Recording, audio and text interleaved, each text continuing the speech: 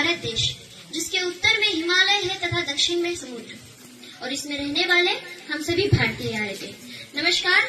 यहाँ उपस्थित सभी शिक्षकगण, प्राचार्य जी एवं यहाँ उपस्थित सभी अतिथि। मैं कुमारी कौशल प्रीति राम कक्षा 10वीं से आप सभी के समक्ष स्वतंत्रता दिवस इस विषय पर अपने विचार अभिव्यक्ति हेतु उपस्थित हूँ। मुझे गर्व है कि मैं उस देश की नागरिक हूँ जिसके होठों में गंगा और हाथों में तिरंगा है। जो देश जो कभी सत्यम शिवम सुंदरम, कभी वंदे मातरम और कभी पंजाब सिंध गुजरात मराठा द्रविड़ उत्कल बंगा है, मैं उस देश की नागरिक हूँ जो हर ठुकराए हुए की शरण स्थली बन जाता है और 7 समुद्र पार परदेशियों को भी अपने ब्रदर्स एंड सिस्टर्स कहकर बुलाता है। यही प्रेम की पूज्य भूमि भारतवर्ष कहलाता है, भारतवर्ष कहलाता है।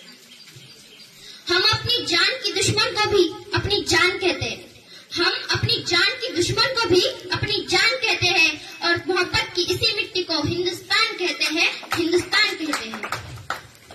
और इसी स्वतंत्र हिंदुस्तान को स्वतंत्र बनाए रखने के लिए वहाँ बॉर्डर पर हमारे जवान, हमारे वीर साहसी फौजी 24-24 घंटे ना बर्फ देखते हैं, ना बारिश, ना धूप, सिर्फ देखते हैं तो स्वतंत्र हिंदुस्तान, ये लहराता हुआ तिरंगा। और इसीलिए वो कहते हैं, आतंकवाद की औकात क्या, मैं कुदरत से नहीं डरता। आतंकवाद की औकात क्या, मैं कुदरत से नहीं डरता। मैं भारत का जवान हूँ, मैं दुश्मन से नहीं डरता। मैं भारत का जवान हूँ, मैं दुश्मन से नहीं डरता। मेरी दिवाली में उजाले का ख्याल तक नहीं, मेरी होली में रिश्तों का गुलाल तक नहीं। चांद हर ईद पर तन्हाई का इजाफा लाता है, मुझे तो राखी बांधने सिर्फ एक लिफाफा आता है, मुझे तो राखी बांधने सिर्फ एक लिफाफा आता है। मैंने मेरी माँ के पैर छुए, अरसे बीत गए। मेरे पिताजी घर बैठे मेरी याद में बूढ़े हो गए, मेरे पिताजी मेरी याद में घर बैठे बूढ़े हो गए।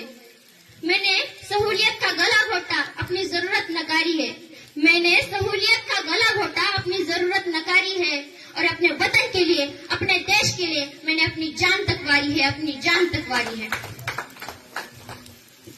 अब तो हमारा तिरंगा भी हमसे पूछने लगा है कि क्या बात है भारत, आजकल मैं फहराने से ज्यादा कफन में दफनाने की क्यों काम आ रहा हूँ। हृदय तो उस दिन फट गया जब एक बूढ़ी माँ अपने बेटे के चित्रों को देखकर बोली, साहब आप तो भर्ती में 1 इंच भी कम नहीं लेते, तो मैं आधा शरीर कैसे ले लूं।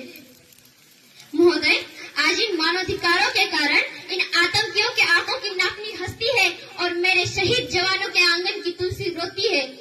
और ये शहीद जवान की विधवा की वेदना चीख चीख करे कहती है कि प्यार भी भरपूर गया, मांग का सिंदूर गया, नन्हे नौनिहालों की लंगोटियां चली गई, छोटी छोटी बेटियों की चोटियां चली गई। और आपके लिए तो बस एक आदमी मरा है साहब, आपके लिए तो बस एक आदमी मरा है साहब। मेरे घर की तो रोटियां ही चली गई, मेरे घर की तो रोटियां ही चली गई। जाते जाते बस इतना ही कहूंगी, मेरा